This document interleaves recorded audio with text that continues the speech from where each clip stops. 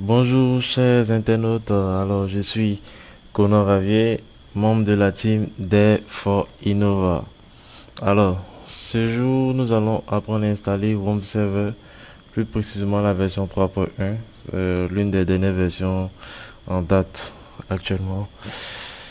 Alors donc, pour commencer, il faudrait savoir que la bonne pratique pour installer Warm Server, l'une des pratiques que je conseille très souvent, c'est de créer une partition à laquelle on va dédier toutes nos installations d'applications et autres, de sorte à pouvoir la dissocier de notre lecteur principal sur lequel est installé le système d'exploitation. Voilà, donc ici ma partition s'appelle serveur et c'est sur cette partition que nous allons faire l'installation. Et alors, donc techniquement vous devez partir sur l'icône de Home Server, la télécharger cette application et on la lance simplement. Ok. Voilà. Donc, on tombe sur cette fenêtre là qui nous demande une confirmation. On valide la confirmation. On choisit la langue. Bon, on va prendre le français. Accord de licence. Bon, vous permettez de lire tout cela et une fois que vous êtes d'accord, cliquez sur je comprends et j'accepte les thèmes du contrat. Suivant. Alors là, ce sont des recommandations et des avertissements que HomeServer nous donne. Si vous voulez éviter des problèmes, il faut impérativement lire la totalité de ce message avant. Donc, il est très fortement conseillé lorsque nous sommes à la première installation de liste là. Mais techniquement, il faut tout d'abord comprendre, retenir qu'il y a des paquetages Microsoft Visual Studio qui sont indispensables pour l'installation de Home Server. Alors, ces paquetages, je les ai déjà téléchargés. En bas, dans l'avertissement, on vous donne les liens pour les télécharger. Donc vous avez les liens ici, VC9, cliquez là-dessus simplement. Ça vous ouvre une page où vous pourrez télécharger les différents paquetages. Voilà. Alors moi je les ai téléchargés déjà et ils se trouvent ici dans paquetage VC. Donc je les ai déjà organisés ici. VC9, VC10, VC11, VC13. Voilà. Donc vous avez tous les paquetages. Vous installez un paquetage en faisant double clic sur valider et là comme j'ai déjà installé il me demande si je dois réparer ou désinstaller. Donc la bonne pratique, bon, on n'est pas dans le même cadre mais vous aurez pu, l'installation allait se passer sans problème. Voilà, donc j'annule ça comme j'ai déjà et on va continuer en validant en cliquant sur suivant. Là on nous demande euh, le chemin où l'application va s'installer. On va choisir notre fameuse partition serveur. Voilà, donc la partition serveur est choisie, WORM64, puis on laisse par défaut. Sélectionnez le dossier, sélection du dossier du menu démarrer, on laisse par défaut sans problème. Prêt à l'installation, installé. Et on patiente.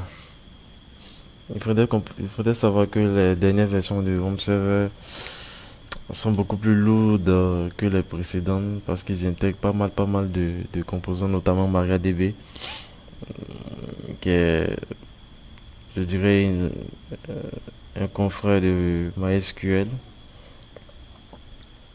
Donc, on se trouve actuellement à une taille qui fait 421 mégaoctets. C'est vraiment du balai ça.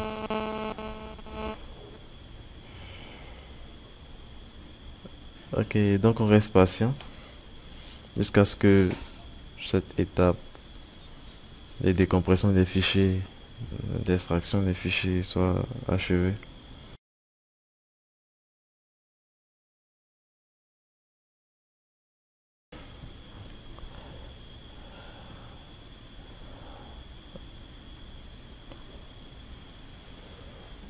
Ok, donc là, il se situe au niveau de MySQL Server. Donc, je vais profiter de ce moment pour présenter deux ou trois trucs encore. Il faudrait savoir aussi que très souvent,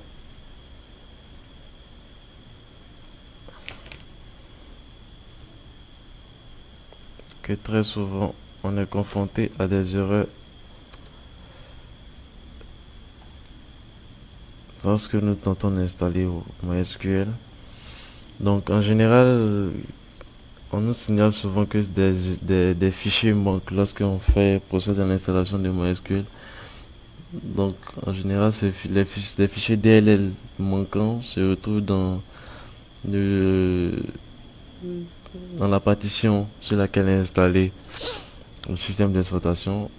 Donc notamment chez moi la partition C dans Windows Système 32. Voilà. Et ce sont des fichiers en général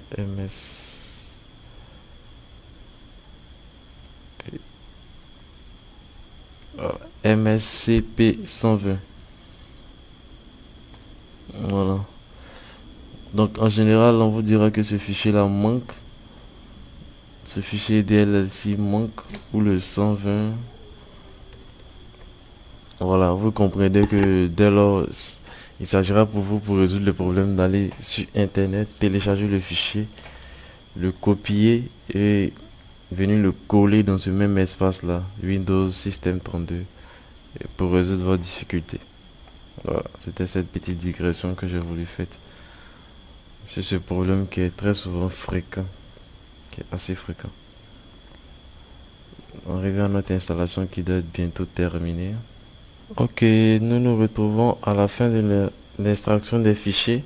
On nous pose la question suivante: est-ce que nous voulons considérer Internet Explorer comme navigateur par défaut? On peut bien le changer en cliquant sur oui, en venant dans Programme File.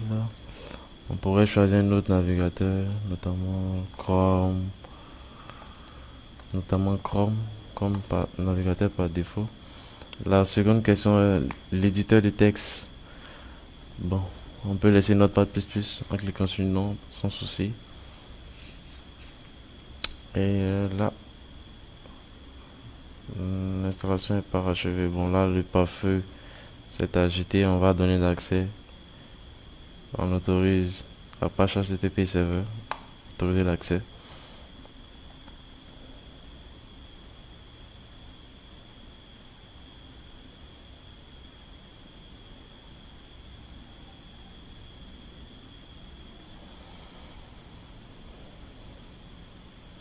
Plus que quelques secondes pour achever. Wow. L'installation est vraiment beaucoup longue maintenant. Ouais, c'est bien, c'est bien. Lorsqu'on évolue, c'est pas mauvais.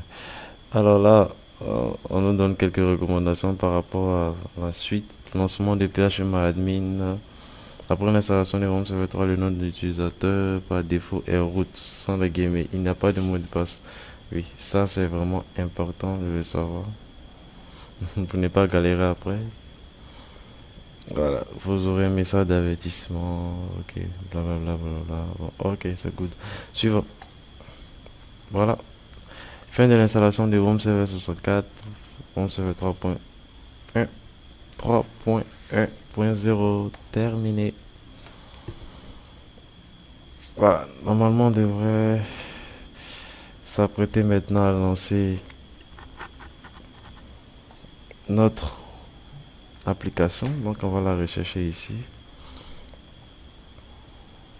Voilà, vas-y, on la lance. On confirme. Voilà, la fameuse icône qui fait peur. Et là, quand on est débutant, on croise les doigts pour qu'elle devienne faite. Voilà, et on peut crier Youpi, l'installation a été effectuée avec succès. Et on va lancer on fait un clic gauche sur l'icône, on clique sur localhost. Ça devrait lancer notre application avec le navigateur par défaut que nous avons précisé, notamment Chrome. On va voir si cela est effectif. Voilà, Chrome qui prend son temps, qui aime bien prendre son temps ce navigateur. Ok, en attendant qu'il arrive, on va lancer notre application avec Mozilla qui était déjà ouvert. Alors donc pour accéder à la page d'accueil de Home Server, il faut lancer l'adresse locale 127.0.0.1. On clique sur Entrée et sans souci on accède à l'interface, la page d'accueil de Home Server. Chrome vient d'arriver avec un peu de retard, mais il est à l'heure. Voilà, donc on a cela. Et là on n'a pas de projet, aucun projet. On va corriger ça rapidement en mettant notre fichier. Alors j'avais déjà préparé un petit site ici qu'on va copier. Donc je suppose que vous avez remarqué l'apparition du dossier Home64 qui contient l'application Home Server. Donc nos sites on les met dans le dossier www, parfois www comme mentionné ici, parfois www. Donc on rentre à l'intérieur et on fait un cliquer, on colle notre projet là. Donc techniquement il devrait apparaître ici sans souci lorsque nous allons actualiser. Voilà. Et lorsqu'on clique là-dessus, donc par défaut on remarque qu'il y a quelque chose qui est un peu au niveau de l'URL des applications. On tombe sur une page qui n'est pas accessible. On va montrer une petite astuce pour corriger ce problème là.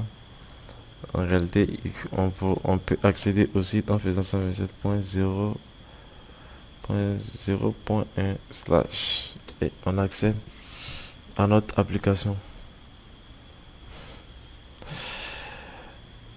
Ok, mais nous allons automatiser cela sans problème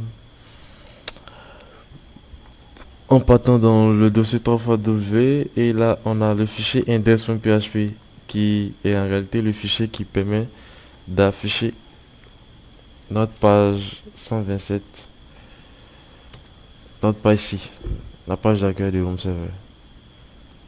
Ok, on va effectuer une petite manip à l'intérieur de ce fichier. Donc je le prends, on va l'ouvrir rapidement avec un éditeur de texte, ça peut être n'importe lequel. Ici nous allons l'ouvrir, nous allons l'ouvrir avec Sublime Text et effectuer une petite manip à l'intérieur pour corriger ce petit souci là. Après avoir repéré la zone récupération des projets, on va essayer de comprendre ce qui se passe. On constate que au niveau de l'affichage de la liste des projets, on a cette variable qui est la suppression localhost. Et si suppression localhost est à true, alors on met le lien sans mettre de localhost. Et si c'est pas le cas, on met le localhost. Ok. Donc on va essayer de savoir qu'est-ce qui se passe au niveau de cette variable suppression localhost. On va juste copier, la coller ici et savoir ce qui se passe. Ok. Donc voici là où elle est modifiée. Bon, disons initialisée. C'est écrit ici, on récupère la valeur de app url add localhost. Suppression localhost. Si c'est égal à off. Ok. Nous on veut qu'elle soit true. On veut qu'elle soit plutôt false. Donc on la copie, on la colle ici et on met false. On enregistre. Et normalement le fait qu'elle soit false à chaque fois devrait influencer cette zone là de récupération de projet. Voilà, ici. Donc à chaque fois que cette variable sera, bien évidemment, elle sera false, alors on va entrer dans cette zone là, dans cette section là, et le localhost sera ajouté. On va tester ça, on enregistre et on teste ça. Ok, j'ai mon site. Voilà, bon, il faudrait noter aussi que dans cette version actuelle là, dans cette version actuelle, Home Server de lui-même détecte ce changement là il nous donne un avertissement aussi en nous disant que ce n'est pas la bonne manière, la bonne pratique d'ajouter localhost au niveau même de l'URL. Il nous conseille plutôt de faire des virtual hosts. On aura l'occasion d'en parler dans des prochaines vidéos, mais pour le moment, on va se contenter de ça. Donc, lorsque je clique sur mon projet, on voit que directement je tombe sur le projet sans et que le localhost ici est ajouté. Voilà. Donc, on fait un retour. Maintenant, on va faire une deuxième petite manip qui est assez intéressante que je conseille à chaque fois. C'est d'ajouter un target à ce niveau-là. Donc, on vient ici, on constate que la balise A est construite à partir d'ici. A, href est égal. Et se refait là, à ce niveau-là. Donc, on va faire un petit target ici. L'objectif est que notre site, notre interface d'accueil, notre page d'accueil de Home Server ne soit pas, ne disparaisse pas en fait. Donc, le target égale underscore blank et on enregistre. C'est une test qui me fout la rue. Ok, on va voir ce que ça donne. Donc on actualise encore. Et là vous remarquez que lorsque je clique sur mon site, il est ouvert dans un nouvel onglet. Donc on a toujours notre onglet ici. L'onglet, la page d'accueil de Home Server. Voilà. C'était à cela qu'on devrait arriver. Ok, je pense que pour cette première vidéo sur l'installation de Home Server, nous avons essayé de parcourir l'essentiel. On aura l'occasion de parler encore de plus de possibilités quant à la manipulation de fichiers index pour le rendre beaucoup plus convivial, beaucoup plus intuitif pour nos travaux. Désolé, ma batterie est déchargée. Alors donc je vous souhaite bonne chance. N'hésitez pas à poster vos différentes difficultés quant à l'installation. On trouvera les moyens de les résoudre. Big up!